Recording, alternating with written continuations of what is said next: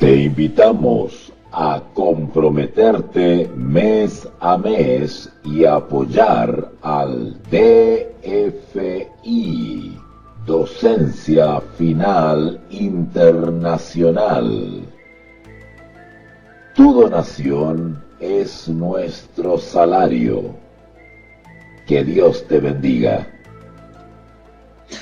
Hola, ¿qué tal amigos? ¿Cómo están ustedes? Muy buenas noches. Qué rico poder reencontrarme otra vez con todos ustedes. Estamos transmitiendo desde dos cuentas de Facebook y también por YouTube. Así que, pues, bienvenidos a una nueva jornada en esta lectura, análisis y reflexión sobre las fuentes más importantes que nos aportan información sobre el tema que nos convoca, que es el nuevo orden mundial. Y la mirada que estamos dando en esta serie es una mirada histórica, es una mirada política, es una mirada social y también estamos revisando declaraciones de pensadores, ideólogos, escritores y líderes de este gran movimiento llamado Nuevo Orden Mundial. Así que hemos tocado distintas aristas, estamos de alguna manera fijando nuestra atención en el movimiento del Nuevo Orden Mundial, especialmente dirigido hacia los Estados Unidos. ¿Por qué? Porque los Estados Unidos es una nación que tendrá un protagonismo del punto de vista profético, del punto de vista espiritual, tendrá y tiene una gran trascendencia. Es por eso que es muy importante lo que está sucediendo allá y cómo están actuando estas fuerzas ocultas, estas fuerzas secretas. Hemos visto que están actuando en todas partes del mundo, pero vuelvo a repetir, vamos a fijar nuestra atención en cómo están actuando en los Estados Unidos, porque Estados Unidos es un país de libertad, es un país que ha sido especialmente elegido por Dios para influir en el resto de las naciones. Todo lo que suceda o lo que le suceda a los Estados Unidos de Norteamérica, pues repercutirá en el resto de las naciones del mundo. Aquellos que estudian profecía, aquellos que están atentos a la voz profética, tendrán en cuenta de que lo que sucede en Estados Unidos va a tener un efecto inmediato en todas partes del mundo. Hoy en día es evidente que uno de los últimos bastiones de libertad religiosa es los Estados Unidos de Norteamérica. Por eso que vamos a fijar, si bien este análisis e investigación sobre el nuevo orden mundial, especialmente y su desarrollo en los Estados Unidos.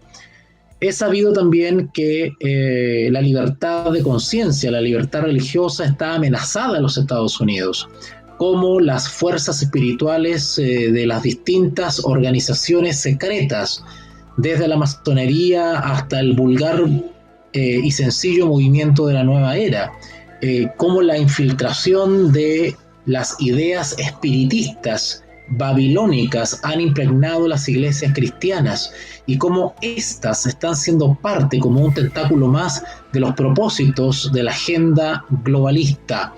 Y justamente el gran peligro de la libertad religiosa que hay en Estados Unidos viene de parte no del mundo satánico, no del mundo esotérico, no de la nueva era, sino efectivamente y lamentablemente desde el mundo cristiano.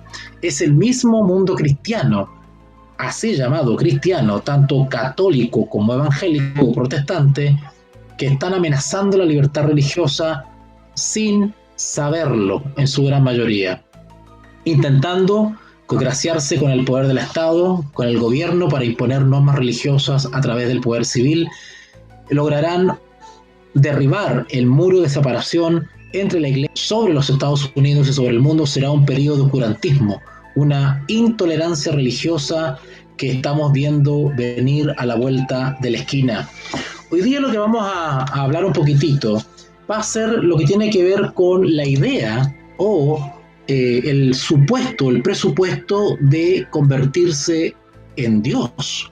¿Pueden los seres humanos convertirse en Dios? ¿Somos potencialmente susceptibles de desarrollarnos a tal nivel que podamos convertirnos en dioses?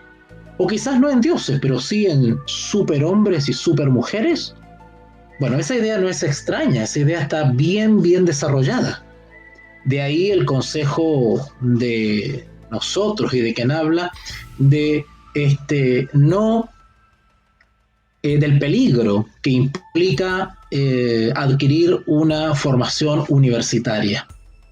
Porque las generaciones desde ya hace varias décadas están siendo formadas, y desde que, no décadas, sino que siglos, desde que las universidades se inventaron, pues lo que se ha tenido en cuenta, y estamos hablando por lo menos desde el comienzo del siglo XVI, desde cuando empezaron a desarrollar todos estos centros de estudio y de capacitación, como se conocieron posteriormente como las universidades, pues lo que se ha hecho es inculcar no teología en un sentido etimológico, no académico, sino que un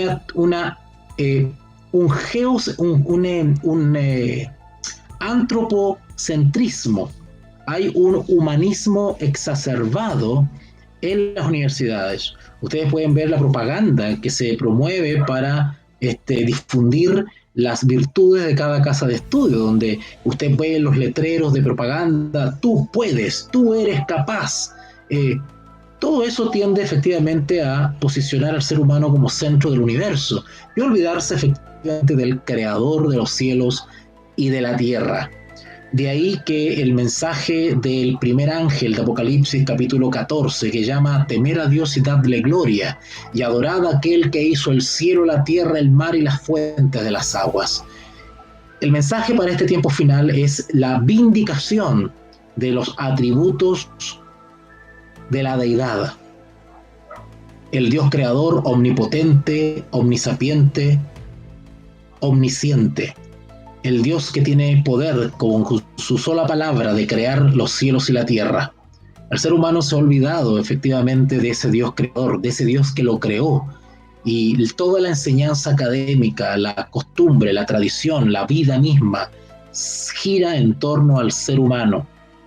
Esto se fue desarrollando y no ha vuelto a sus orígenes bíblicos, sino que a partir del Renacimiento, catapultando al ser humano como centro de conocimiento y del mundo. Es un humanismo, ¿verdad?, exacerbado. Bueno, la pregunta que nos planteamos hoy, esta noche, es: ¿podemos convertirnos en un Dios? Y también vamos a hablar sobre el concepto de hijos de la luz. Ustedes recuerdan que allá en la primera carta del apóstol Juan se habla de los hijos de Dios e hijos del diablo. También está el concepto o la idea de que los hijos de Dios tienen que iluminar en el mundo, tenemos que ser luz del mundo y sal de la tierra. Pero también la luz es utilizada también para simbolizar el mal. La luz no es el problema. El problema es que hay una luz verdadera y hay una luz falsa. Satanás, el enemigo de Dios, ha sido el primer lucero de la mañana. Y las sociedades secretas también hablan de que ellos se consideran hijos de la luz. Así que vamos a ir analizando ese par de conceptos. El primero: llegar a ser Dios, supuestamente. Y el segundo: hijos de luz. ¿Pero de qué luz? ¿De qué fuente? ¿De qué fuente luminosa estamos adquiriendo ese brillo? Recuerden que en el Génesis también el enemigo de Dios declaró que podíamos llegar a ser dioses y saber el bien y el mal. Podríamos tener conocimiento de los misterios. Eso para las sociedades secretas también es luz. Vamos a ver de qué se trata esto. Porque quienes están ofreciendo efectivamente la posibilidad de llegar a ser dioses es el movimiento de la nueva era. Ese es el movimiento que ofrece a la raza humana llegar a ser dioses o Cristos. ¿Qué ofrece la religión de la nueva era a sus creyentes? como ya hemos tocado y hemos hablado algo de esto en las series anteriores, pues estamos hablando de una promesa que ofrece. Promesa de convertirse en un dios. Y eso suena muy atractivo para aquel que abriga situaciones aprensivas, problemas de desarrollo social, aquellos que han tenido algún problema para desarrollarse como seres humanos en esta sociedad. Les parece atractiva la idea de llegar a ser Dios. Es como por fin ser alguien. Pero la nueva era tiene otro gancho. Se trata del conocimiento ilimitado de todo el universo. El movimiento de la nueva era y las sociedades secretas prometen que podemos llegar a conocimientos que están reservados solamente para los iluminados. De ahí el concepto de Illuminati, aquella secta famosa fundada por Adam Weishaupt. Recuerdo hace muchos años atrás, casi niño, 14 años, quizás 15, jovencito, tuve la oportunidad de participar en un movimiento llamado Movimiento Gnóstico, en el cual me enseñaron, según ellos, a realizar estas prácticas y que me iban a permitir ver más allá de lo evidente. Esto nos hace acordarnos de la serie de dibujos animados Los Thundercats, ¿verdad? Donde podíamos ver más allá de lo evidente si conseguíamos la famosa espada. Bueno, el movimiento gnóstico es un movimiento mezcla de filosofía griega con esoterismo y algunas pizquitas de cristianismo. Y ellos me enseñaron, o por lo menos intentaron enseñarme, de que si me concentraba en algún punto específico, podía nublar mi mente y provocar ciertos efectos sobrenaturales sobre mi cuerpo y podía llegar a ver cosas de otras dimensiones.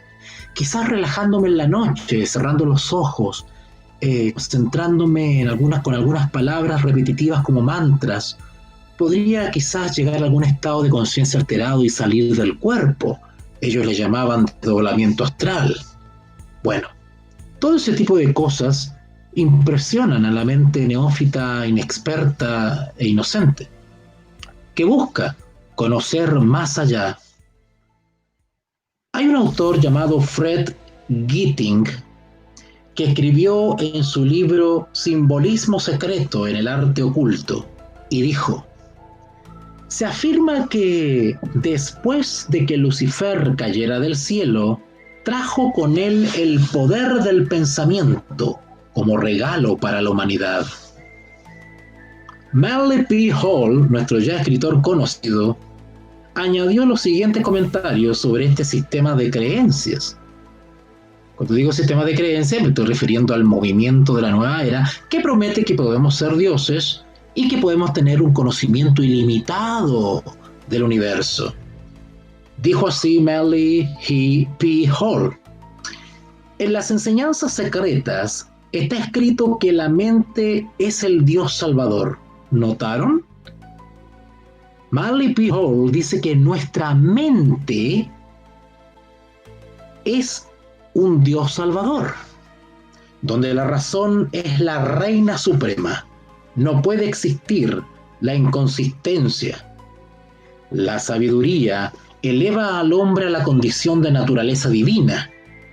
Incluso en el presente estado de imperfección humana se materializa su comprensión de que nunca puede ser verdaderamente feliz hasta que se sea perfecto, y que todas las facultades que atribuyen a su autoperfección, ninguna es igual en importancia. Recuerden que por allá, después del Renacimiento, estamos hablando del siglo XVII en adelante, comenzaron a surgir ciertos movimientos culturales, ciertas corrientes de pensamiento, entre ellas, por supuesto, el humanismo. También apareció el famoso iluminismo, también apareció el empirismo y también sucedió como contraparte el racionalismo. Bueno, no es mi tema hoy en día dar ese baño de cultura, pero ustedes pueden buscar después por Wikipedia u otros medios en qué tratan estos movimientos culturales y estos movimientos intelectuales, y que por supuesto que se levantaron tremendos pensadores que han cambiado y revolucionado el pensamiento humano, ¿verdad? Bueno, sigue diciendo Melly P. Hall: solo la mente iluminada puede y debe liderar el alma en la luz perfecta de la unidad. El filósofo pronto se vuelve fabulosamente rico en las más invalorable de todas las posesiones: la razón. Pero los masones no son los únicos que predican la necesidad de que la razón del hombre solucione todos sus problemas. La religión humanista, la cual voy a intentar dedicar algunos minutos especiales en la próxima transmisión para explicar algunos de estos movimientos, que es el humanismo, el iluminismo, el racionalismo y el empirismo, entre otros. Bueno, el humanismo, que se ha convertido prácticamente en una religión que compite con el cristianismo y que actualmente se está convirtiendo en la principal visión religiosa de la humanidad, especialmente en Estados Unidos. Las escuelas de teología y los líderes religiosos están contaminados con humanismo. Algo de eso les contaba la serie anterior. También este humanismo tiene un lugar privilegiado en el asunto de la completa dependencia respecto a la razón humana. Es decir, una facultad que es absolutamente natural, dada por Dios, el ser humano la ha exacerbado, sacando de su mente toda posibilidad en hechos sobrenaturales, desterrando la idea de la fe, desterrando la idea de creer en algo que no se ve, que no se tiene o que no conocimos. ¿Cómo podemos creer en un hombre llamado Jesús si no lo conocimos? No tenemos certeza de que los milagros fueron como tal. Quizás fueron producto de elementos químicos o sobrenaturales. ¿Realmente resucitó? ¿Realmente ascendió a los cielos? ¿Esperan que creemos que un Dios todopoderoso, creador de los cielos y de la tierra, se hizo hombre? El humanismo destierra completamente de la mente humana la posibilidad de ejercer fe. El cuarto punto del Manifiesto Humanista de 1933 dice lo siguiente. En su número cuarto dice: la razón y la inteligencia son los instrumentos más eficaces que posee la humanidad. ¿Notan que ellos desechan completamente la palabra de Dios?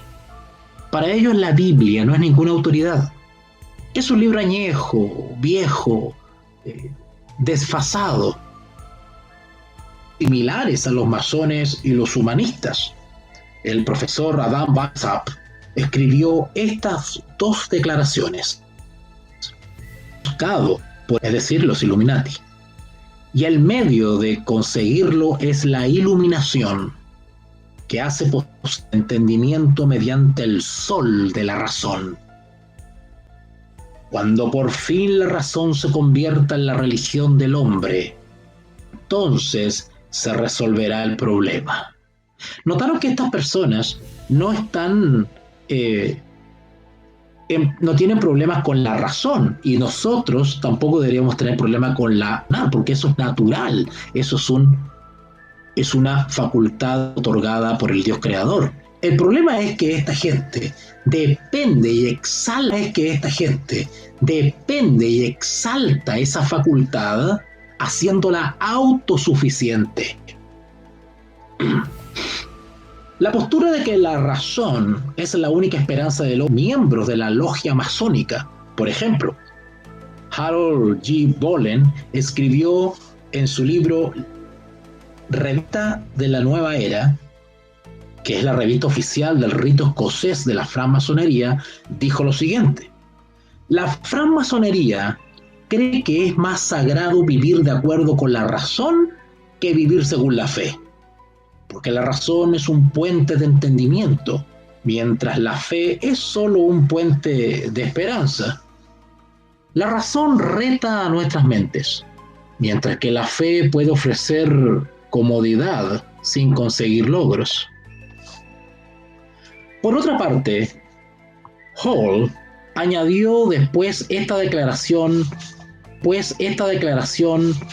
confirmatoria.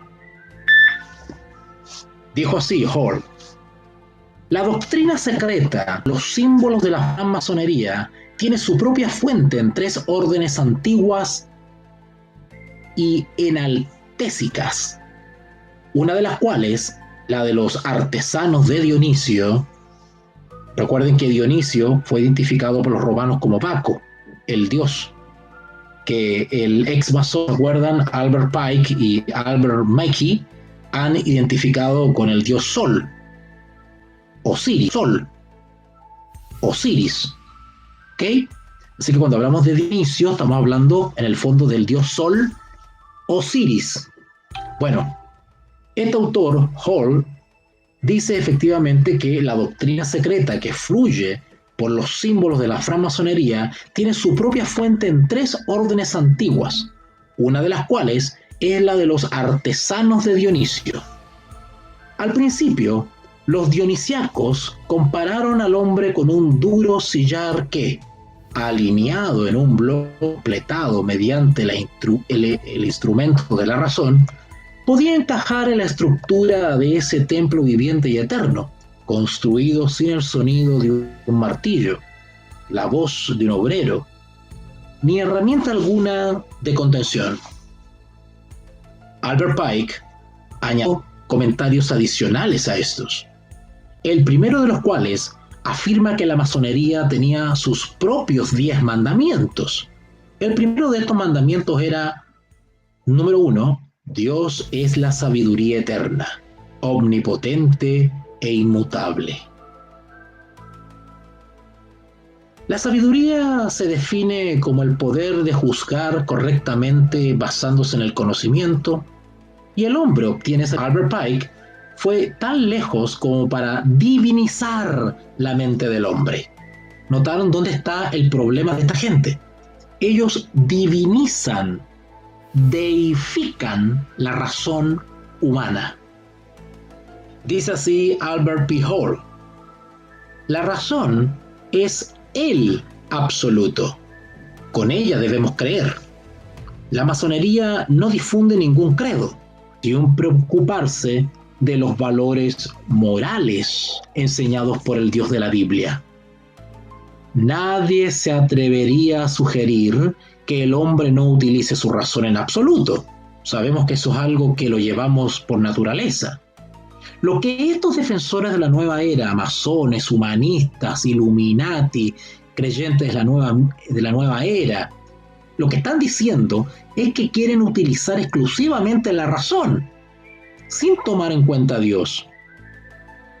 Eso significa, para quienes creen que no hay Dios, que el hombre puede tener el conocimiento del bien y del mal y construir su propio código moral según vaya avanzando.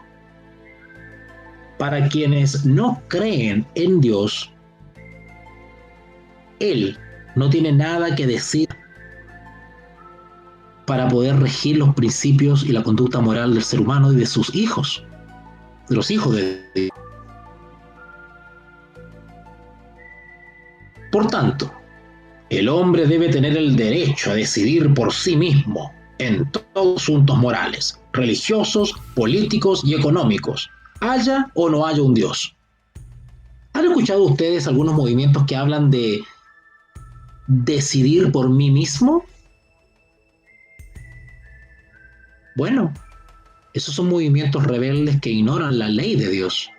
Porque si tomaran en cuenta la ley de Dios, tendrían en cuenta que hay uno que dice no matarás. Pero al ignorar la ley de Dios, todo ser humano se rebaja y va degradándose moralmente, aunque diga que es cristiano.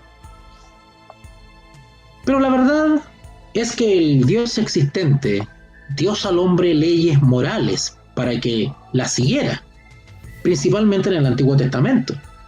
Hay una ley moral que es eterna, hay una ley que es el fundamento del gobierno de Dios. ¿Se imaginan ustedes un gobierno sin ley? Reinaría la anarquía, el desorden, las injusticias. Pues bien, Dios también tiene su ley.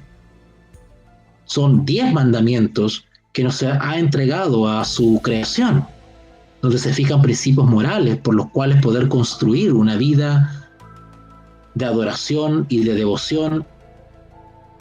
Sin embargo, el mundo entero ha decidido rebelarse contra esa ley. Una ley que fue dada físicamente y materialmente en el famoso Sinaí, y que hoy en día, increíblemente, el mundo entero desprecia, argumentando que Dios mismo la ha. Esta nueva moralidad no es nueva, sino tan vieja como el mismo ser humano. La Biblia enseña que el hombre decidió comer el fruto del árbol del conocimiento del bien y del mal.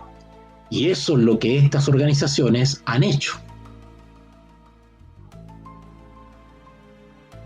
Quisiera citarles un texto que está en la Escritura. En el libro de Proverbios, en el capítulo 1, en el versículo 7 del Antiguo Testamento, se dice lo siguiente: el temor al Señor es el inicio del conocimiento, pero locos menosprecian la sabiduría y la instrucción. La Biblia sostiene que hay una sabiduría verdadera y que surge de la mente de Dios. Los humanistas y los seguidores de la nueva era, comunistas, Illuminati, masones, dicen que la sabiduría surge solamente de la mente del hombre y que la mente del hombre muestra que él mismo puede convertirse en un Dios al tener la capacidad de decidir por sí mismo en todas las cosas. Por contraste, el libro de Proverbios en el capítulo 3, versículo 5, insta al ser humano a creer en el Señor con todo tu corazón y no apoyarte en tu propio entendimiento. Pero algunos hombres razonan que son demasiado sabios para eso, y la humanidad ha tenido que pagar su atrevimiento.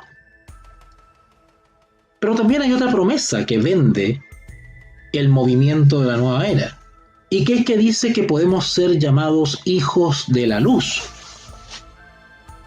Aquellos que menosprecian la ley de Dios, ¿pueden realmente ser hijos de luz? ¿O en realidad son hijos de las tinieblas?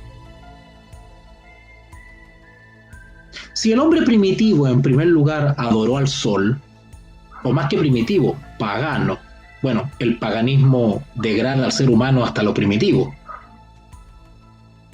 Y después, aparte del sol, también estuvo fijando sus ojos y su adoración en las estrellas, como símbolo de ese sol.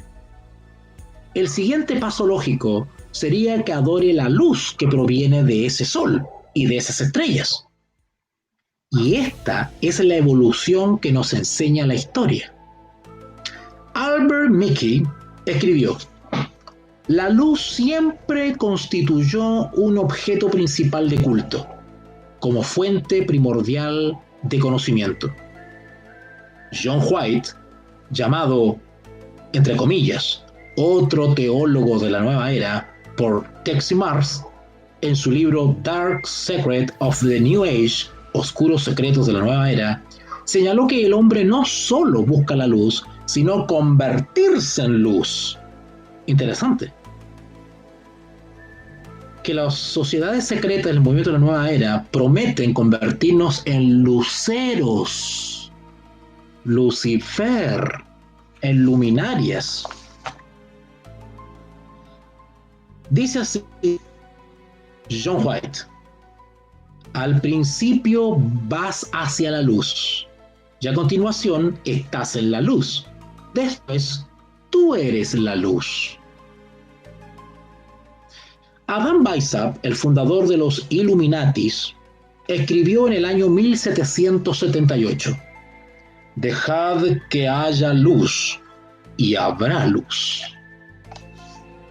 El 17 de agosto de 1984, Lucis Trust envió, quiero aclarar que Lucis Truth o Lucis Truth es una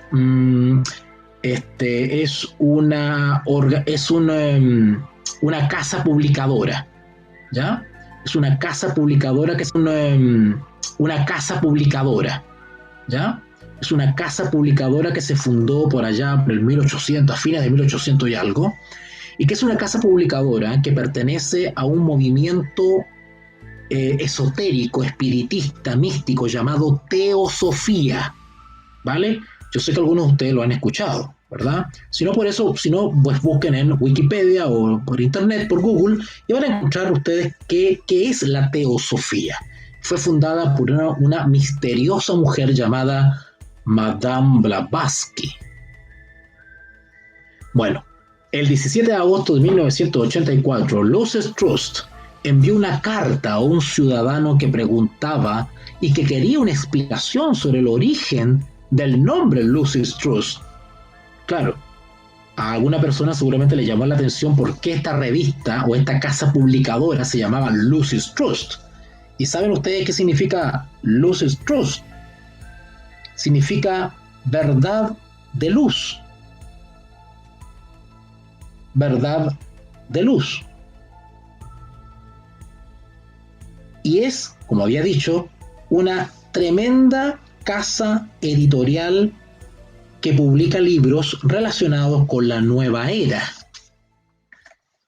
Y esta casa publicadora respondió a este lector inquieto y le dijo: Lucis es el caso genitivo de la palabra latina luc, que es luz. La traduciríamos como de luz. La verdad ha sido siempre de luz, desde su fundación en 1923. Bueno, yo había dicho al final de 1800 en la editorial. 1923. Sigue diciendo la respuesta a este lector. Sin embargo, la editorial se llamó al principio, y este es algo que está en la historia, porque antes de llamarse Lucis Trust, esta casa editorial se llamaba Lucifer Publishing Company del Alba.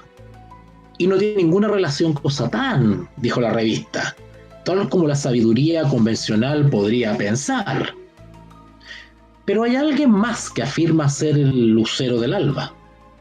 Esa afirmación se hace en el libro del Apocalipsis, capítulo 22, versículo 16 del Nuevo Testamento de la Biblia, donde dice: yo, Jesús, soy la familia y la estirpe de David y el brillante lucero del alba.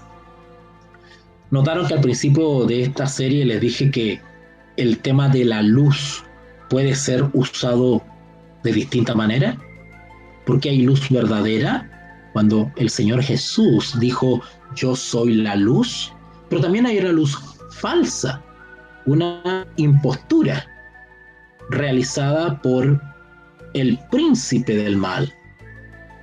Curiosamente se llama príncipe de las tinieblas y sin embargo engaña con una falsa luz. Así que Lucis Trust afirma que Lucifer es el lucero del alba y que Jesucristo hace la misma afirmación. Así que, ¿qué tiene de malo llamar a una editorial Lucifer Company? Pero Lucis Trust intentó hacer una importante distinción entre Lucifer y Satán, una que debemos mencionar de nuevo en este momento. Lucifer era el nombre del ser que estaba en el cielo con el Dios de la Biblia, hasta que se rebeló. Fue castigado y enviado a la tierra, o más dicho, echado a la tierra. ¿No te parece que su nombre cambió para pasar a llamarse Satán? Los seguidores de la nueva era, algunos masones y los miembros de los Illuminatis adoran al ser que estaba en el cielo antes de caer, no al conocido como Satán. Albert Pike añadió esta explicación de su creencia en un ser que emana luz a la humanidad. En su libro Moral y Dogma, Albert Pike nos dice: y el masón está familiarizado con estas doctrinas, que el Ser Supremo es un centro de luz cuyos rayos o emanaciones llenan el universo. Por eso la luz es el objeto de todos los viajes masónicos, y el sol y la luna de nuestras logias son solo emblemas suyos. Obsérvese que Pike dice que este portador de luz es un dios. De hecho, escribe con mayúscula las dos S de Ser Supremo. También diviniza la luz escribiendo la L en mayúscula. Y después añade estas ideas sobre la naturaleza de esta luz y dice Pike: he aquí se dijo la luz, la cual emana de un inmenso centro de luz que extiende por todas partes sus benevolentes rayos, igual que los espíritus de luz emanan de la luz divina. La masonería es una marcha y una lucha hacia la luz.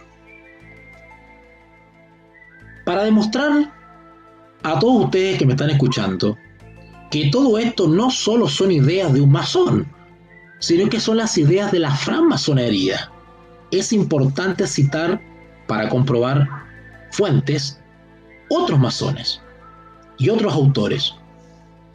Kenneth McKinsey, que ya lo habíamos citado en series anteriores, en su libro The Royal Masonic Cyclopedia, la Real Enciclopedia Masónica, escribió en 1877.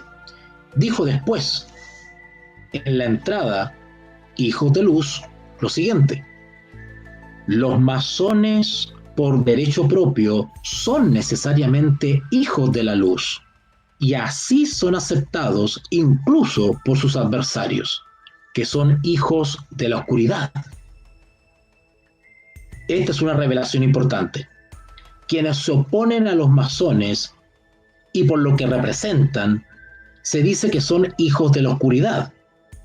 Si la luz es una divinidad, y debe de serlo porque el señor McKinsey le escribe con mayúsculas, cuando escribe luz lo hace con L mayúscula, divinizando la luz, entonces la oscuridad es también un dios. Como mínimo, este autor, Kenneth McKinsey, reconoce que hay dos dioses en el universo, uno de la oscuridad y otro de la luz. La prueba de que otros masones están al tanto de esta distinción la ofrecemos citando otros autores, como por ejemplo el libro Catálogo de Francmasonería, donde es una colección de artículos escritos por masones y escrito por allá por el 1882, y dice algo impresionante y que nos revela realmente cómo ellos consideran la luz. Dice así, este libro recopilador de artículos escrito por masones: hágase la luz. Es una frase de poca trascendencia, tal como algunos la han oído al arrodillarse en los altares masónicos, como se ha entendido su sentido en toda su extensión. Estos son los verdaderos artesanos que son seguidores de la luz en cada acto. Se han comprometido a oponerse a cualquier cosa que conlleve oscuridad, ignorancia y pecado. Han ingresado en este camino de iluminación que conduce a Dios y al cielo, y pueden ser llamados con pleno derecho hijos de la luz. Así se ha considerado la luz en todas las filosofías y religiones del mundo. A este respecto, la masonería conserva el simbolismo que ha encontrado una aceptación general y un poder dignos de devoto reconocimiento. Puede decirse que Dios se revela a sí mismo en la luz. Fue al principio sin forma y vacía. Era una masa de materia informe y desolada. En esa condición de caos primigenio había una total ausencia de luz. Después se manifestó el Espíritu de Dios, con el gran principio insuflador de un nuevo orden, que comunica luz y vida a la hasta entonces desolada y desordenada creación. Ahora, para demostrarles a ustedes que la mayoría de esta gente no entiende el significado de la luz y que tiene una interpretación evidentemente esotérica, hay que ir tras el símbolo de la luz. Mickey escribió estos comentarios en su enciclopedia. A los francmasones se les llama enfáticamente hijos de la luz, porque están, o al menos tienen derecho a estar, en posesión del verdadero sentido del símbolo. Luz es una palabra importante en el sistema de la masonería. Transmite un sentido mucho más recóndito, es decir, que está más allá de la comprensión de la mente ordinaria, de lo que la mayoría de los lectores creen. Contiene dentro de sí misma una alusión mucho más abstracta a la misma esencia de la masonería especulativa. Quizás la misma razón por la que los masones ocultan una gran verdad en la palabra luz o luz puede resumirse mejor en esta declaración de Albert Pike en su libro Moral y Dogma. Dice así: la luz finalmente derrotará a la oscuridad. En consecuencia, si el estudioso del conocimiento esotérico desea entender esta terminología y decodificar lo que hay detrás o el entendimiento que tiene la sociedad secreta sobre la luz y la oscuridad, pues es importante determinar, si es posible, quién es el portador de luz. Y la persona que investigue estas cosas puede saber con seguridad quién es, ya que uno de los mayores buscadores de luz lo ha dicho al mundo. Este autor es Albert Pike, un masón, y ha descrito quién es este individuo, libro Moral y Dogma. Pike escribió al portador de luz en la página 321 de su libro lo siguiente: Lucifer, el portador de luz, Lucifer, el hijo de la mañana, es él quien porta la luz, no lo dudes. Albert Pike en su libro admite que los masones buscan la luz. Ahora admite que el portador de luz es Lucifer. Los masones piden luz al portador de la luz, a Lucifer. Los masones son adoradores de Lucifer. Pero Pike no es el único masón que ha admitido esto en un lenguaje fácilmente comprensible. Otro autor masón, nuestro ya conocido Manly P. Hall, quien ha sostenido básicamente lo mismo en su libro, que se llama Las llaves perdidas de la francmasonería. El dijo que esta lista de libros sobre la masonería, en la cual está este libro de Manly P. Hall, es la mejor biblioteca básica disponible para los francmasones. Así que el estudioso o el investigador de estos temas puede saber que ese libro es una lectura aprobada por la orden masónica.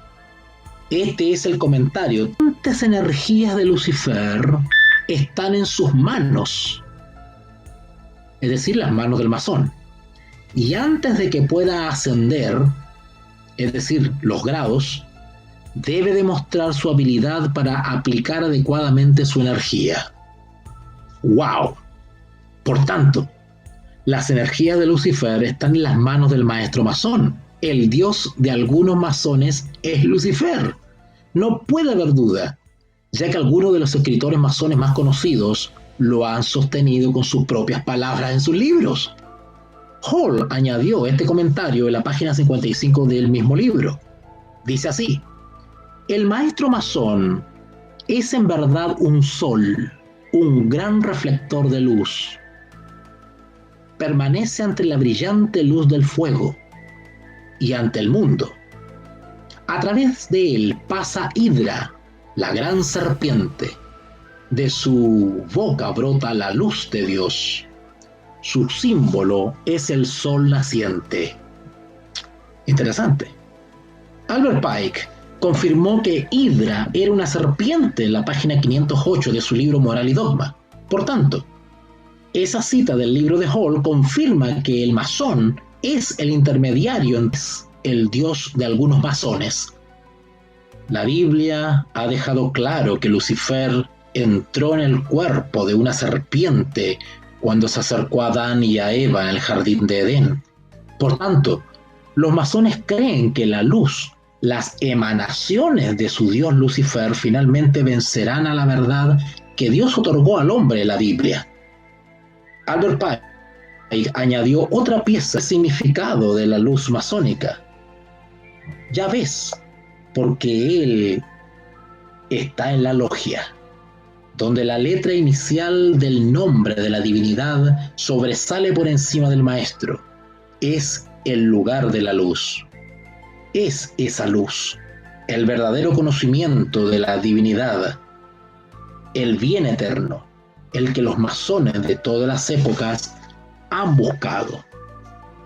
Sigue diciendo: la masonería sigue avanzando sin cesar hacia la luz que brilla en la gran distancia, la luz de ese día en que el mal, vencido y derrotado, se extinguirá y desaparecerá para siempre, y la vida y la luz serán la única ley del universo y su eterna armonía.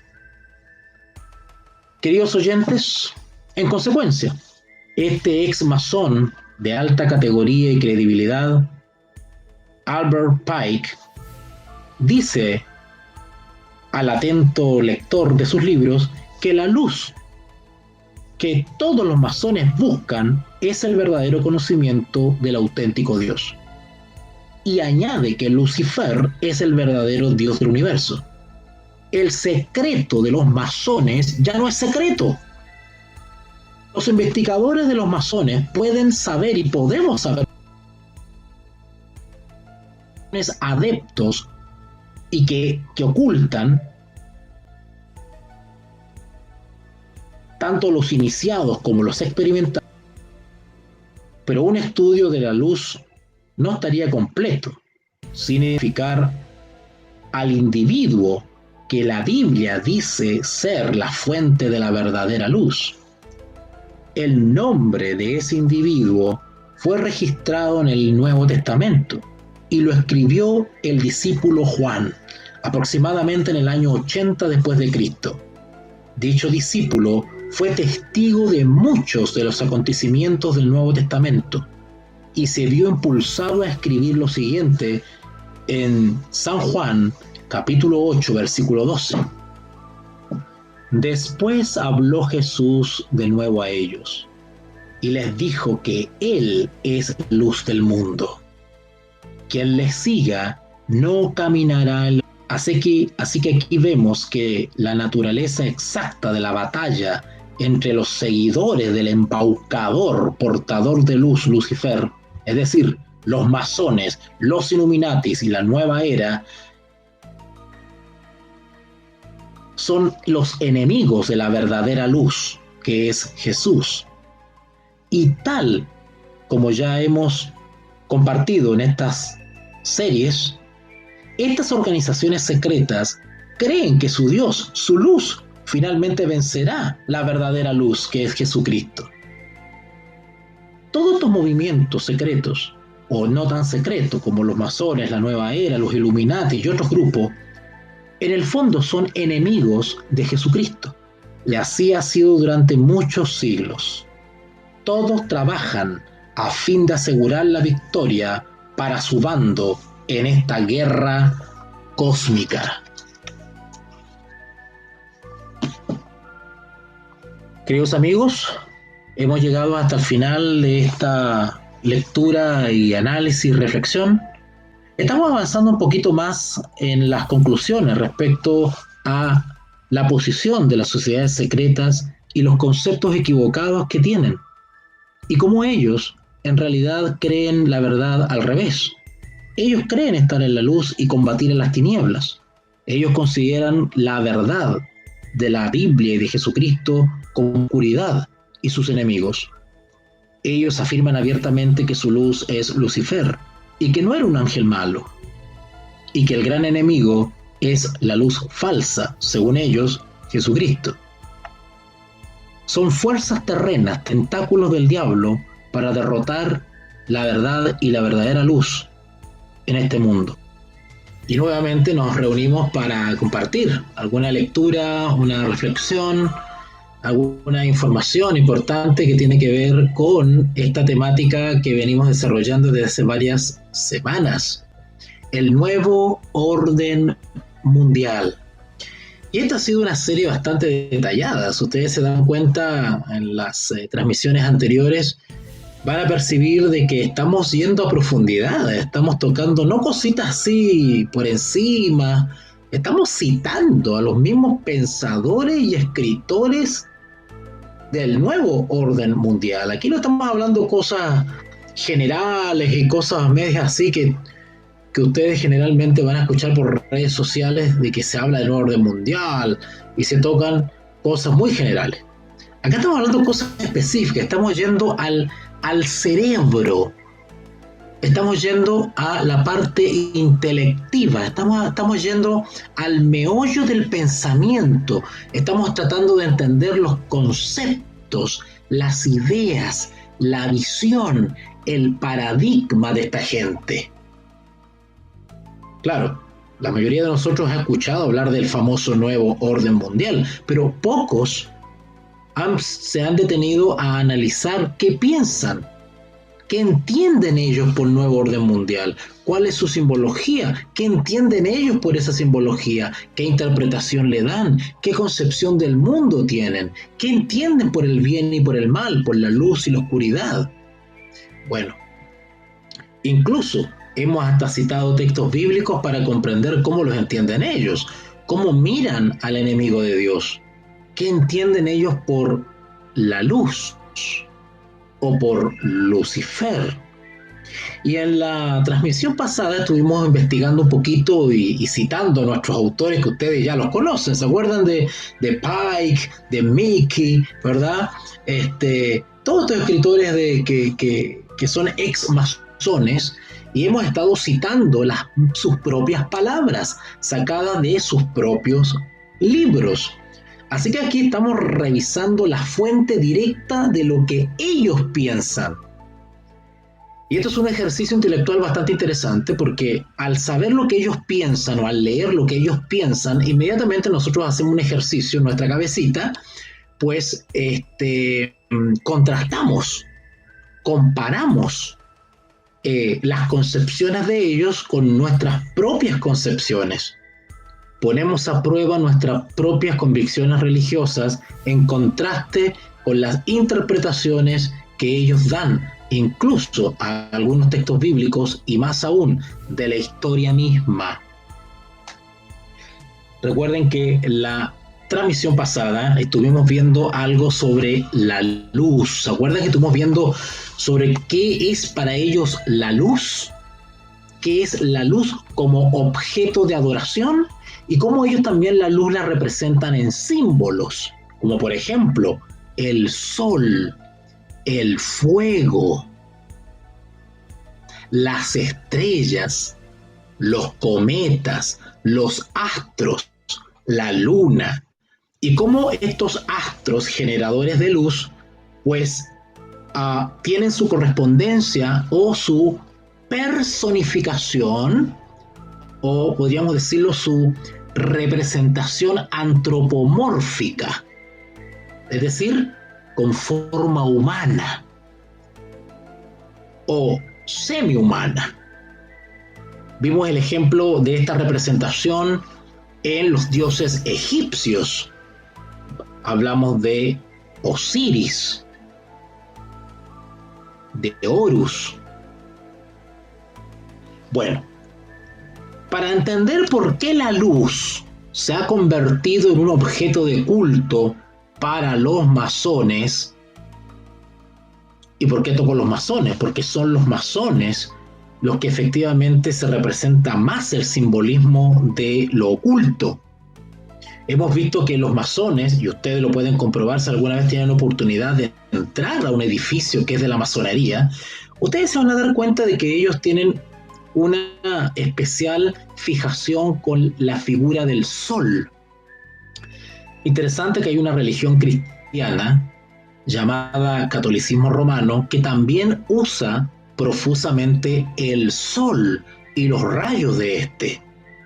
De hecho, hay una orden religiosa dentro del catolicismo que tiene al sol como símbolo.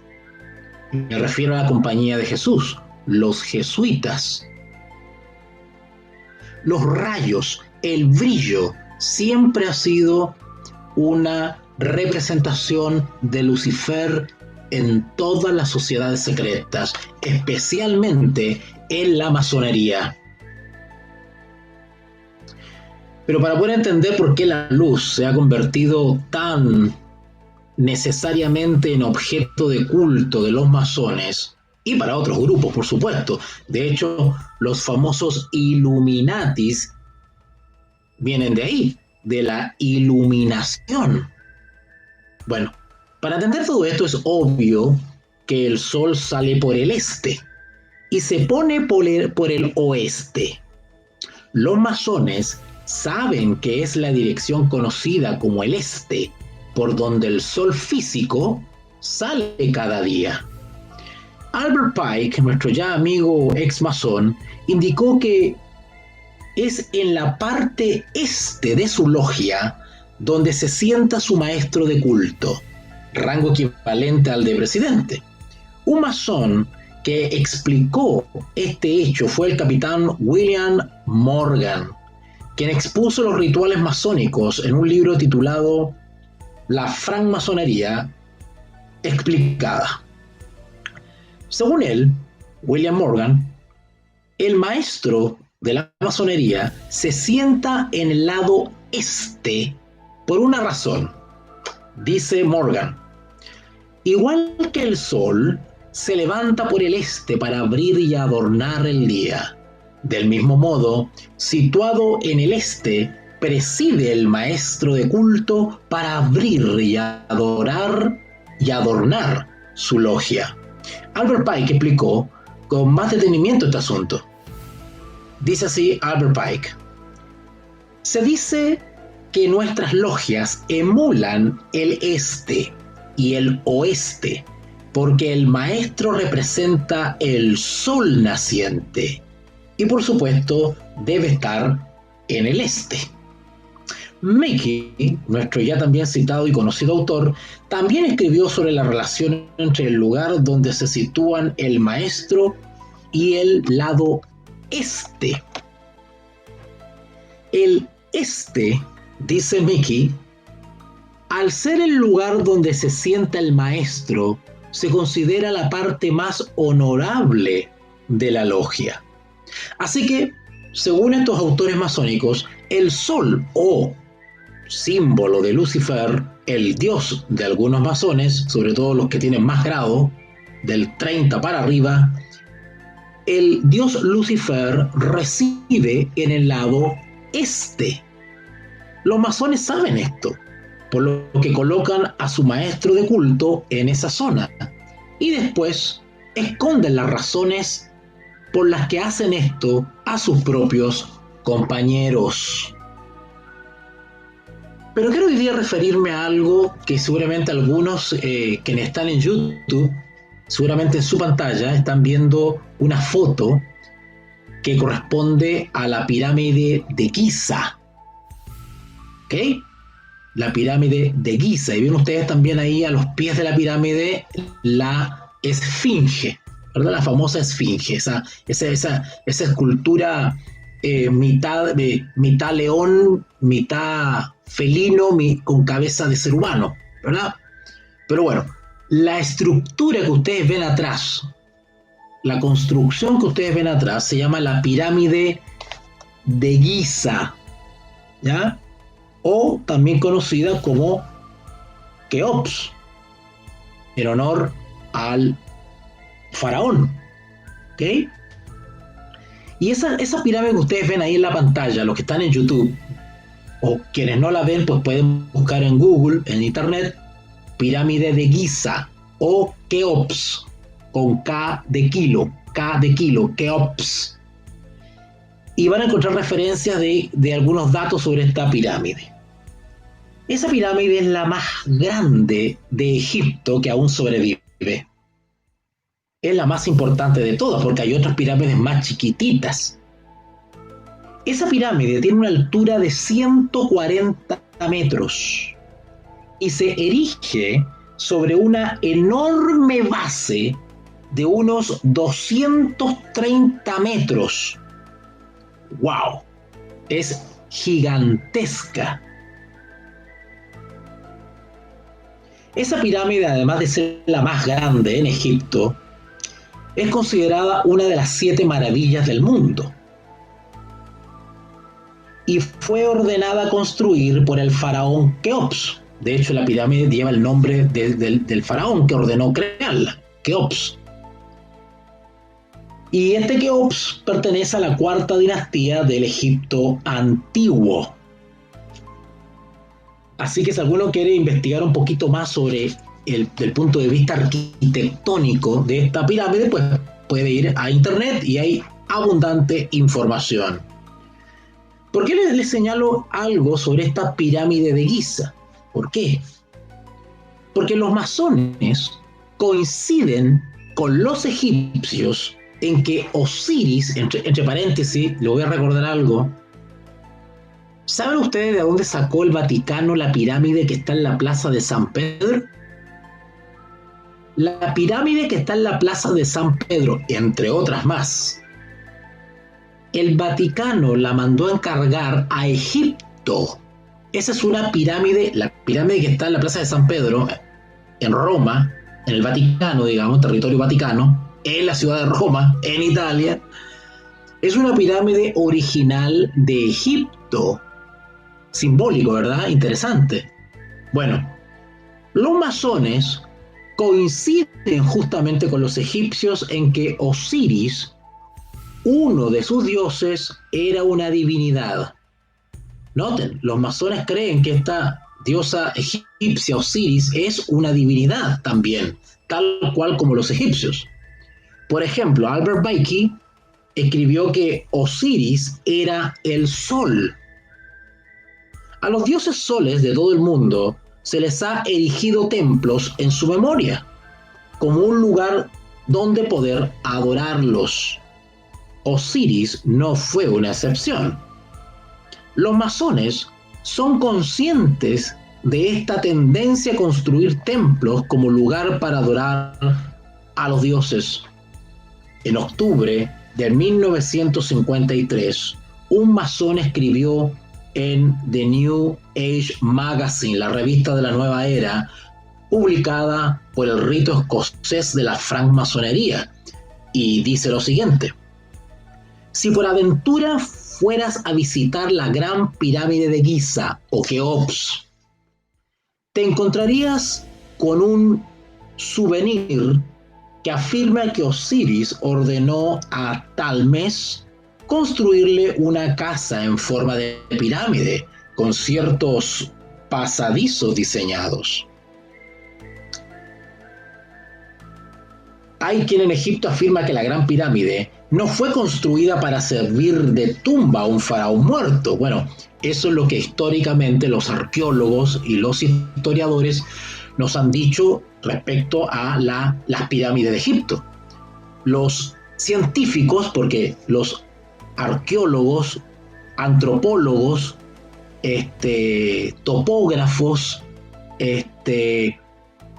todos los que trabajan en los museos y en la reconstrucción de estas ruinas y de estas piezas históricas, pues coinciden en que las pirámides de Egipto fueron construidas como tumba para los faraones y su familia. De hecho, se cuentan historias horrendas de que se construían pasadizos dentro de las pirámides que llevaban hacia la tumba real, donde no solamente estaba el cuerpo embalsamado del faraón o de sus cercanos, familiares, sino que había un tesoro incalculable de oro en ellos. Y para que las generaciones posteriores o los saqueadores o los cazatesoros no encontraran esas riquezas, pues pensando en ese futuro, los faraones hicieron asesinar o quitarle la vista a todos los esclavos que trabajaron en la construcción de los interiores de las pirámides.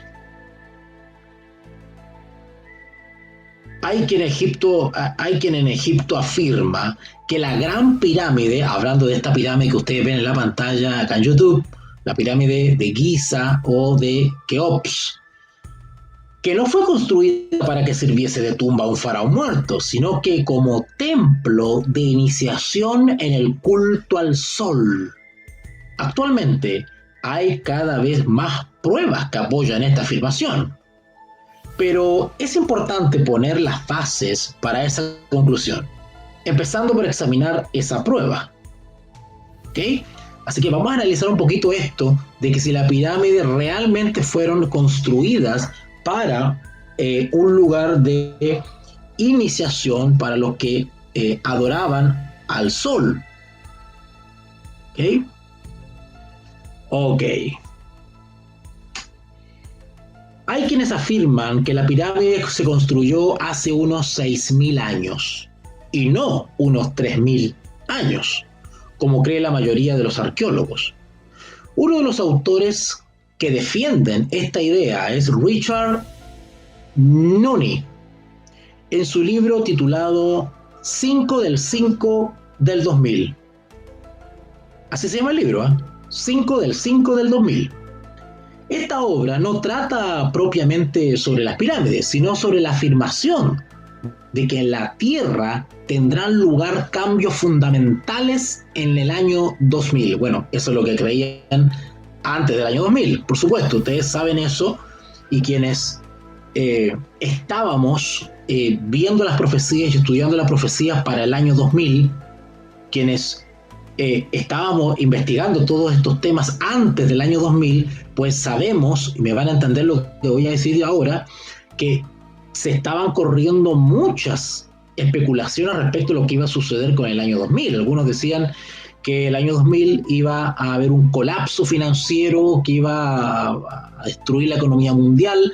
Otros decían que iban a haber grandes accidentes por los problemas electrónicos producto del cambio de fecha desde 1999 al año 2000, etcétera, etcétera, que los computadores y las grandes big data iban a colapsar. Bueno, nada de eso sucedió. Por supuesto que también había muchos falsos profetas pronosticando el fin del mundo para el año 2000. Eso no sucedió.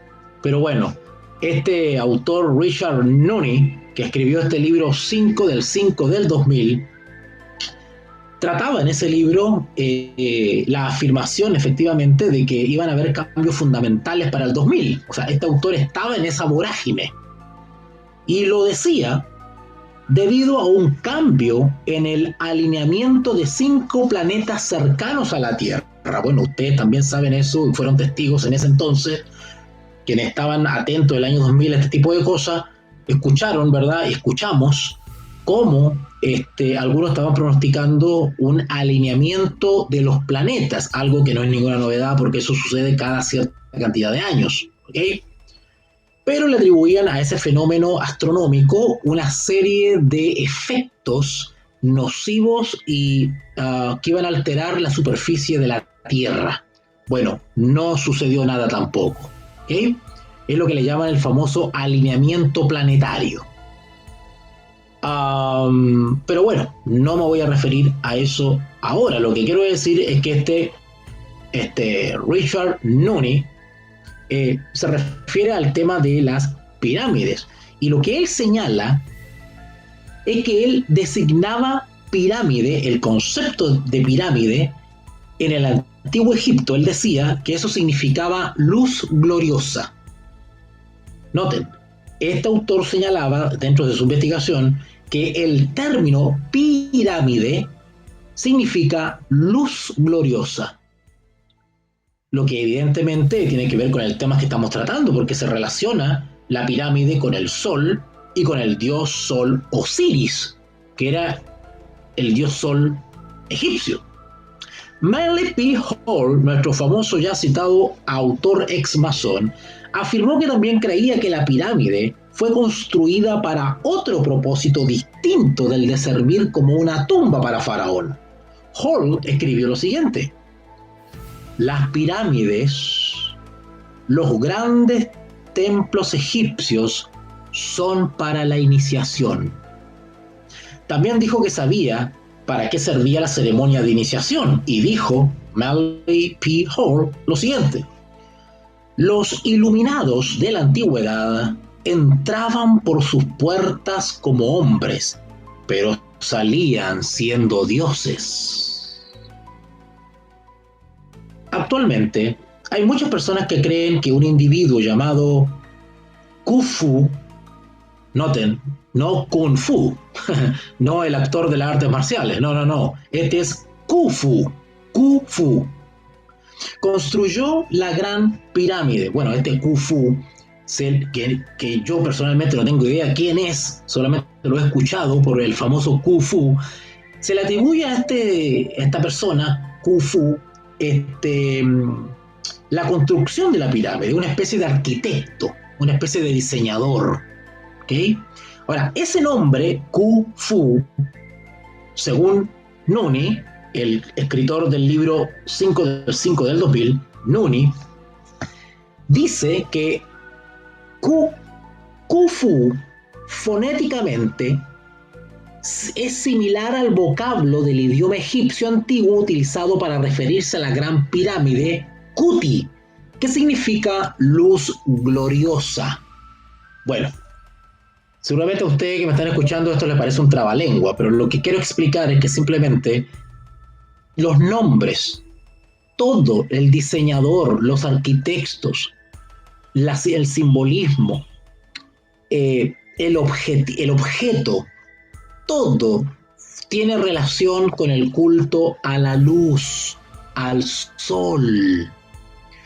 Algunos de los autores que han escrito sobre la pirámide han señalado que su investigación les ha llevado a la conclusión de que tiene que haberse construido en ese entonces un calendario oculto en sus pasadizos. McTodd es uno de esos autores y ha escrito esto en su libro Las profecías de la pirámide. ¿Y qué dice este autor, McTodd? Dice así: las profecías de los maestros antiguos están localizadas en la forma de la pirámide. Noten, lo que está diciendo este hombre, McTodd, autor de este libro Las profecías de la pirámide, que es que en las paredes de las pirámides habían ciertos mapas, ciertos códigos que eran considerados profecías. Bueno, no es el momento ahora para analizar los jeroglíficos, pero si ustedes se ponen a ver cualquier documental sobre Egipto y las pirámides, ustedes van a ver imágenes increíbles que las paredes interiores de los túneles que llevan a las tumbas faraónicas dentro de las pirámides están llenas de grabados. Ustedes pueden ver esas figuritas con aves y con animalitos y con personas y con herramientas, y esas pirámides, esas imágenes que ustedes ven, esas representaciones conocidas como los jeroglíficos, ¿verdad? Pues todo eso, este autor, McTodd, dice que son profecías, muchas de ellas son profecías que anuncian efectivamente algo, un mensaje oculto a los iluminados o iniciados. Nuni afirma que hay solo una profecía que debe examinarse, y es esta. Pongan atención. Dice así: empezando en el punto geométrico bajo el que una de las aristas de la pirámide se encuentra con la proyección de la línea del suelo del pasadizo ascendente, tenemos una línea recta que sube por el pasaje ascendente y la gran galería. Esta línea medía 152.40 metros. Bueno, para quienes no estén familiarizados con estos términos, a la pirámide en cuestión, la pirámide de Giza, o Keops, ¿ok?, se entra por un pasadizo llamado pasadizo descendente. Este se encuentra en un pasadizo que sube hacia la pirámide, hacia la cúspide, llamado obviamente pasadizo ascendente, en el cual hay varias salas. Por tanto, aquí el autor está escribiendo una línea de la gran galería que cruza el suelo que hay bajo la pirámide, donde se encuentra con una línea que baja del exterior de la pirámide. La línea, desde el punto donde se encuentran las dos líneas y que se cruza con las salas de la parte superior del pasadizo, mide 152.40 metros. Explicaremos más adelante, en otros capítulos, lo importante que tiene que ver esto, porque hay muchas construcciones modernas que se han construido con las mismas medidas con las cuales se construyó la pirámide de Giza. Es realmente una especie de molde o profecía. Joseph Carr, un autor que investigó sobre el partido nazi de Adolfo Hitler y sus relaciones con el culto al sol, escribió sobre la experiencia que tuvo un individuo dentro de la pirámide. Bueno, no tengo para qué decirles esto, ustedes seguramente lo han escuchado en algún documental. Las historias paranormales que se han contado de personas que trabajando dentro de la pirámide le han sucedido cosas extrañas. ¿Recuerdan ese mito que existe de que quien profane la tumba de un faraón caerá la maldición sobre él? Muchas cosas raras han pasado a quienes han intentado o han entrado a las pirámides en busca de sus tesoros. Bueno, Joseph Carr investigó lo que tiene que ver con el partido nazi de Adolfo Hitler y la relación que tenía con el culto al sol. Y escribió sobre la experiencia que tuvo un individuo cuando entró a la pirámide. Vamos a leer lo que escribió Joseph Carr respecto a esa experiencia. En abril de 1904, un budista inglés llamado Aleister Crowley, yo sé que a alguno de ustedes le está sonando esto de Alexis Crowley, ¿verdad? Yo sé que a alguno le está sonando este nombre, claro. Busquen por favor en internet quién es este Alexis Crowley y se van a sorprender. Este hombre se metió a una pirámide y este es uno de los grandes espiritistas que ha tenido la historia de la humanidad, uno de los grandes satanistas que ha tenido el mundo. Bueno, este budista visitó el Cairo, capital de Egipto. Rose Edith Crowley, o sea, la esposa de Aleister Crowley, pidió a su marido que realizara un ritual mágico. Él, Aleister, obedeció pronunciando la oración de invocación de Horus, que es el otro dios egipcio, hijo de Osiris. Posteriormente, afirmó que se le apareció un ser durante esa hora y que le anunció que la antigua era iba a terminar y que estaban haciendo una nueva era. También se le reveló a Crowley que la religión de la nueva era no podría tener su lugar apropiado hasta que la religión antigua, o sea, el cristianismo, fuese derrotado. Por tanto, vemos una relación entre la pirámide, el culto al sol y la nueva era. Una de las pruebas de que la pirámide no se construyó con el objeto de servir para enterrar a los faraones es el hecho de que las dos habitaciones grandes en su interior, las llamadas Cámara del Rey y Cámara de la Reina, tienen conductos de ventilación que van desde el interior de las salas hasta el exterior de la pirámide. Esto había llevado a creer a muchos investigadores que los conductos tenían el objetivo de proporcionar aire a los ocupantes humanos. Algunos de estos autores han expresado sus puntos de vista en los libros que han escrito. Uno de ellos es Wilfred Grissom, arquitecto y masón de grado 33, quien dijo: evidentemente, la idea era permitir que hubiese movimiento de aire dentro de la pirámide.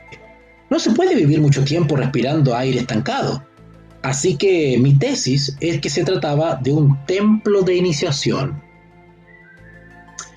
Bueno, nuestro ya conocido autor Melville P. Hall, compañero masón, estaba de acuerdo con Grissom al escribir este comentario.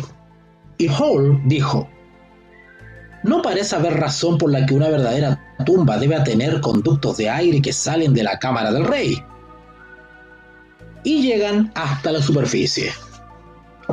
Otro autor que ha escrito sobre la pirámide, que es Andrew Pochan, sostiene en su libro El enigma de la Gran Pirámide lo siguiente: si los dos conductos eran originalmente conductos de ventilación, la conclusión inevitable es que la cámara superior de la Gran Pirámide no era el lugar del sepulcro real.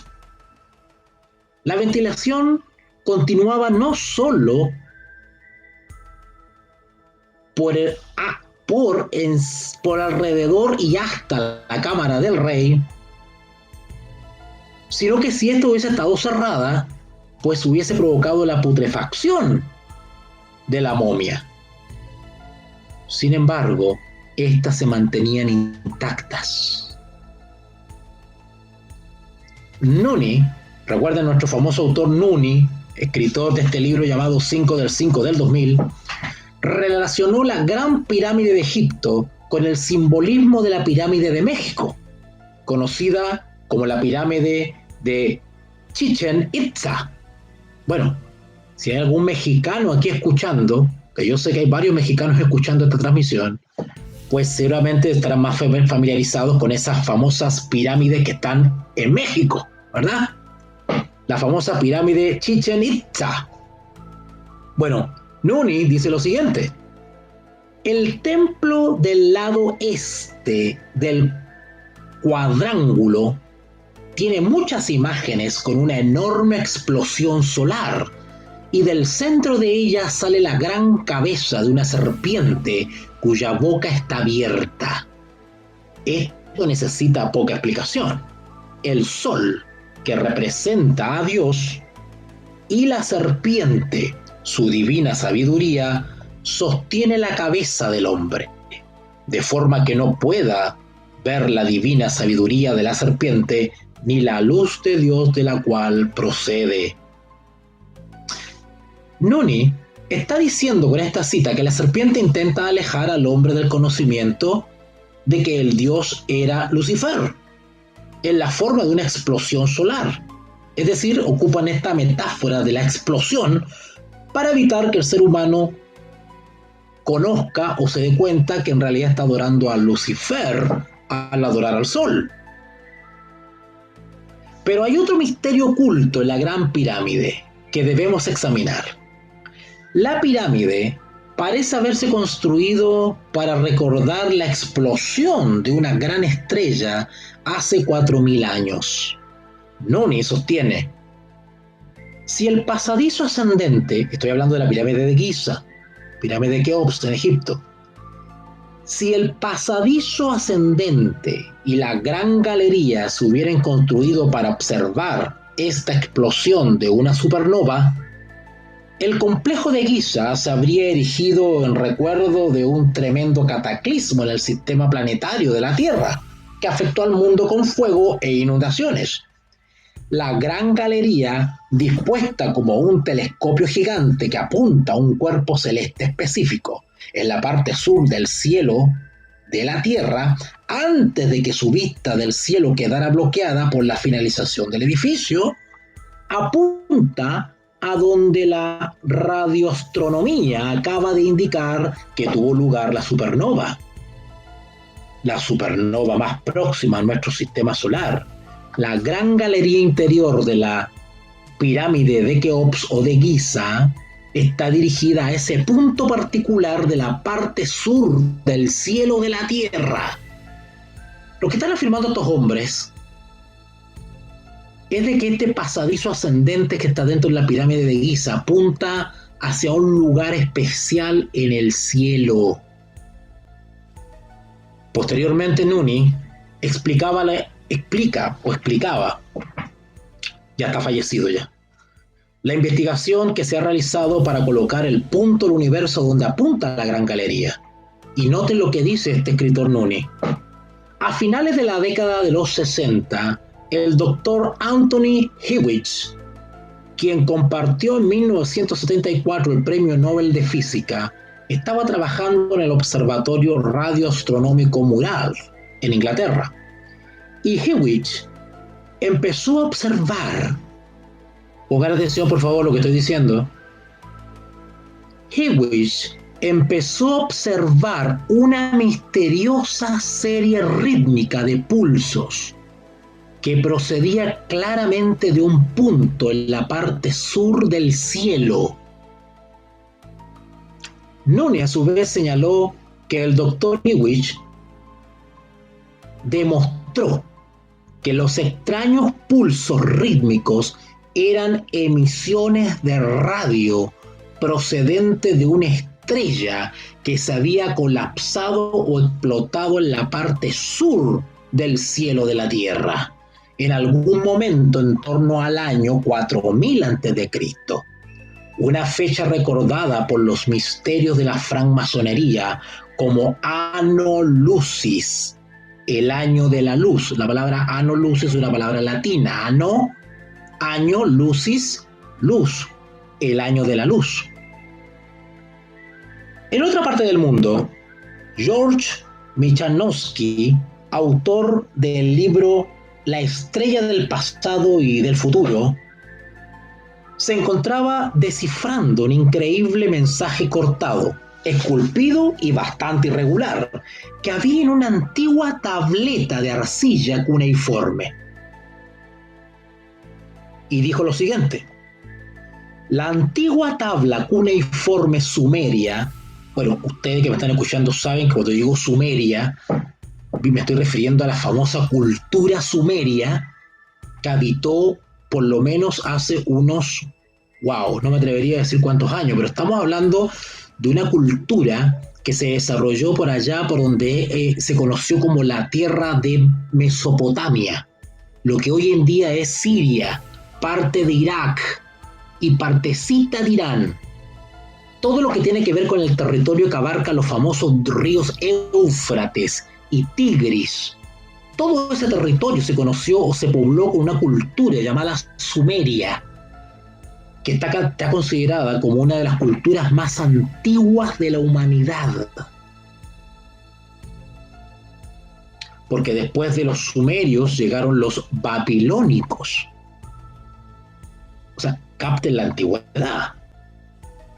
Así que este autor, George Michanowski, autor de este libro La estrella del pasado y del futuro, estaba descifrando esta tablilla que encontró. Estamos hablando por lo menos 6.000 años de antigüedad, ¿vale? 6.000 o 6.600 años de antigüedad, más o menos, ¿ok?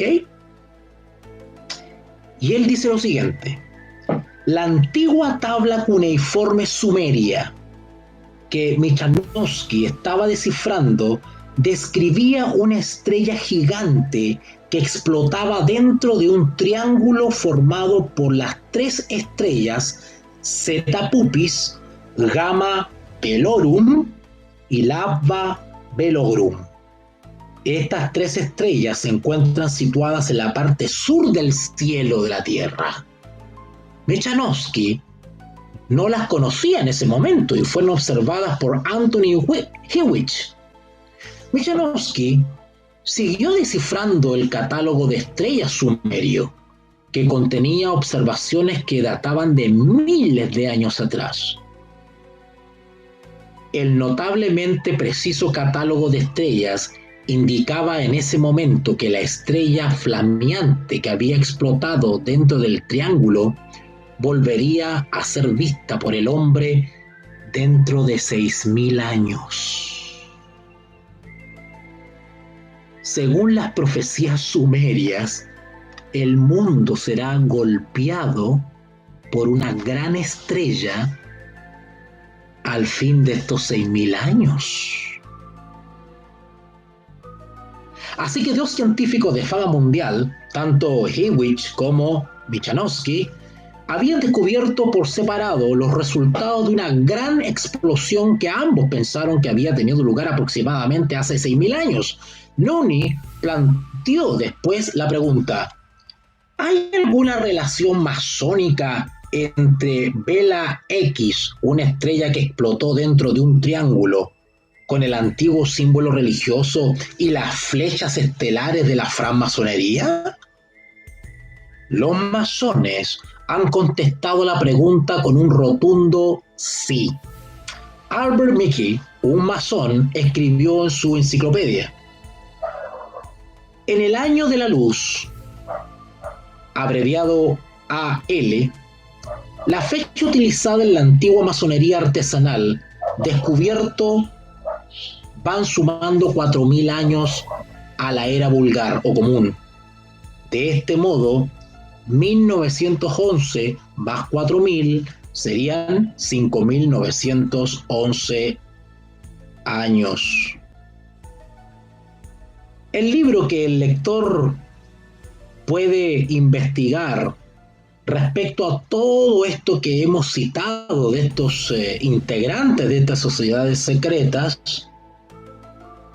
pues simplemente va a notar de que tiene cierta similitud con la cantidad de siglos, con la cantidad de años que tiene la historia de este mundo, ¿verdad?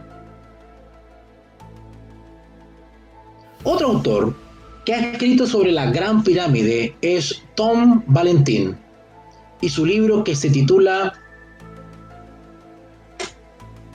La Gran Pirámide, dijo lo siguiente: el sistema de pasadizos y cámaras de la Gran Pirámide es un trazado cronológico que comienza en el año 4000 a.C. Prosigue durante 6.000 años. ¡Wow! Por consiguiente, según los masones, quedan solo 11 años para el año 6000. Pero, ¿qué ocurre después del 6000? De que se cumplan los 6.000 años. ¿Qué vendrá después? Bueno, los seguidores de la nueva era nos lo han contado. Mary Lee Ferguson, ¿recuerdan que en las series pasadas les hablé de la famosa Mary Lee Ferguson? Bueno, esta espiritista de la nueva era es una especie de profeta de la nueva era, es una especie de Madame Blavatsky para la teosofía. Esta mujer escribió un libro que se llama La Conspiración de Acuario, que quien habla tuvo la oportunidad de leer completo ese libro. Es un libro de unas 700 páginas. Ese libro lo leí, recuerdo, el año 1998. Encontré ese libro en una librería de segunda mano, ahí en Santiago de Chile, en el centro de la ciudad. Compré ese libro y lo leí completito. Así que sé muy bien lo que le estoy diciendo. Bueno, los seguidores de la nueva era no han contado todo.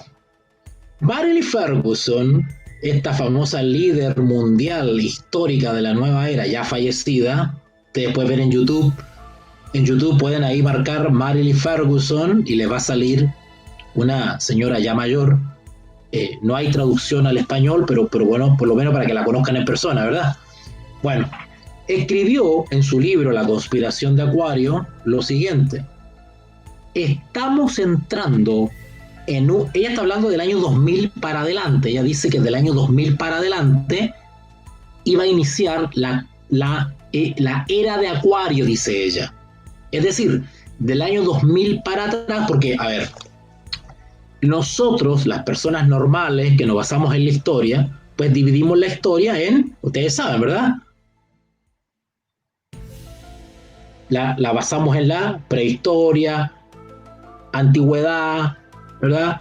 Época moderna, edad media, qué sé yo, renacimiento, etcétera, etcétera, etcétera. Bueno, la gente de la nueva era divide también la historia, pero le pone los nombres a cada era, le pone nombres del zodiaco. Y para ellos, los seguidores de la nueva era, del año 2000 para atrás es la era de Piscis. Y del año 2000 para adelante es la era de Acuario, según ellos. Por eso que Marilyn Ferguson escribió ese libro, que es una especie de como de Biblia para la nueva era, donde están todos los principios y todo el plan que ellos quieren para el mundo. De hecho, voy a contarles otra cosa, me estoy saliendo un poquito del tema, pero es que yo me entusiasmo también aquí.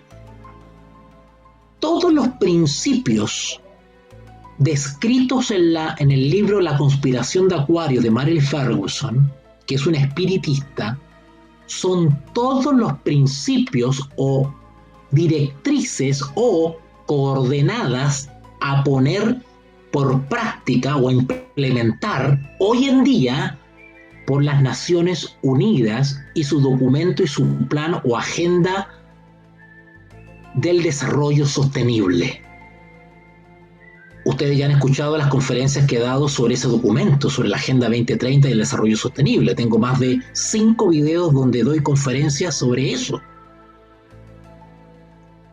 Y en ese documento, Agenda 2030, están repartidos todas las pautas que ya había escrito el año 2000 y antes, porque La conspiración de Acuario fue un libro escrito en 1994.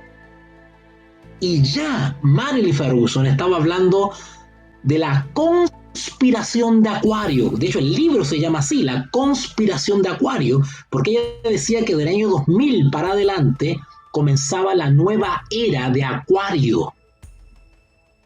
Claro, en terminología espiritista, ellos le llaman la nueva era, ¿vale? Y interesante que el libro se llama Conspiración. Interesante. Y el documento de Naciones Unidas se llama Agenda, que no es más que un nombre camuflado para el nuevo orden mundial.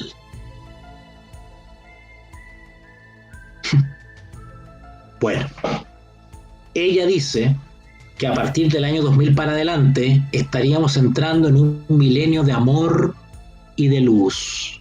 Qué lindo, ¿verdad? Un milenio de amor y de luz. Interesante de que para la época que Marilyn Ferguson comenzó a difundir sus ideas, también estaba cobrando fuerza un movimiento religioso llamado el Movimiento de Diálogo Interreligioso. Y ya se venían las tratativas del movimiento ecuménico desde los años 50 en adelante. Y comienza todo un desarrollo preparándose para un cambio de milenio. Recuerden que el movimiento carismático de la Iglesia Católica aparece por los años 60. A fines de los 60 termina el Concilio Vaticano II, donde se hacen, entre comillas, reformas a la Iglesia. Interesante que por ahí, por el año 1953 o 54, comienzan ciertas tratativas de relaciones de diálogo interreligioso entre algunas confesiones cristianas. Una de ellas, una confesión conocida que guarda los mandamientos de Dios. Años después, comienza a promoverse un mensaje desde Roma llamado la esperanza. Y luego varias organizaciones cristianas en el mundo comenzaron a difundir también un mensaje evangelístico llamado esperanza. La Iglesia Católica lanza un programa a fines de los 90 llamado la Nueva Evangelización. Varios movimientos comienzan a tomar cuerpo para el año 2000.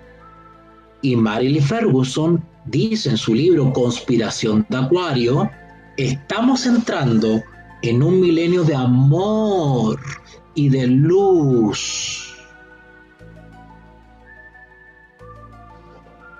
Un milenio es un periodo de tiempo de 1000 años. Por tanto, parece que en algún momento del futuro cercano, los seguidores de la nueva era contemplarán el comienzo del milenio del reinado del señor Maitreya. Esta postura la ha confirmado Lucis Trust. ¿Se acuerdan? Esta editorial cuya propiedad es de la Sociedad Teosófica, que también es una organización de la nueva era y también respalda todas estas ideas en sus informes trimestrales. Termino esta exposición y esta reflexión con ustedes citando justamente una publicación de Lucis Trust del año 1982. Dice así: el año 2000 se aproxima a la humanidad como un gigantesco hito que marca tanto un final como un comienzo. Marca el final de un milenio volátil que ha visto enormes progresos y cambios. Pero lo más importante es que el año 2000 se erige como una puerta simbólica por la que la humanidad pueda acceder a una nueva era, si decide hacerlo así, claro. Así que algo está por venir y llegará en el año 2000 y se llama la nueva era o nuevo orden mundial. Hermanos, está temblando en estos momentos. Mientras yo estoy terminando este texto, está temblando en estos momentos acá donde estoy yo. Vamos a esperar que pase un poquito. Interesante, ¿eh? Al terminar la frase nuevo orden mundial, acá se produjo un tremendo movimiento de tierra, acá donde estoy yo en estos momentos. Bueno, al parecer ha pasado. Está temblando todavía. Está temblando todavía. Ahí ya está pasando un poquito, está pasando. Bueno, vamos a dejar hasta acá la reflexión y lectura de hoy. Quiero invitarlos para el próximo domingo a las 9 de la noche, 21 horas. Vamos a estar hablando sobre los obeliscos, esas estructuras fálicas, puntiagudas, como las que están en la Plaza de San Pedro, en Washington, en Buenos Aires, en Santiago de Chile y en las grandes capitales del mundo. Este símbolo originario de Egipto, ¿por qué está en varias ciudades del mundo? ¿Por qué está este obelisco en el Vaticano? Un obelisco original traído desde Egipto a la Plaza de San Pedro. Vamos a estudiar y vamos a reflexionar sobre eso y vamos a investigar un poquito qué dicen los autores de las sociedades secretas sobre los obeliscos. Vamos a estudiar esa estructura. Va a ser una transmisión breve, pero vamos a aprender algunas cositas sobre esta estructura. ¿Ok? Así que los dejo invitados para el próximo domingo a las 9 de la noche, 21 horas, por Facebook y YouTube para otro interesante análisis investigativo sobre el nuevo orden mundial. Muchas gracias por acompañarme, gracias por la paciencia y gracias por el apoyo, por el hecho que estén conectados, escuchando. Es un apoyo. Un abrazo grande para todos y a su disposición por las redes sociales.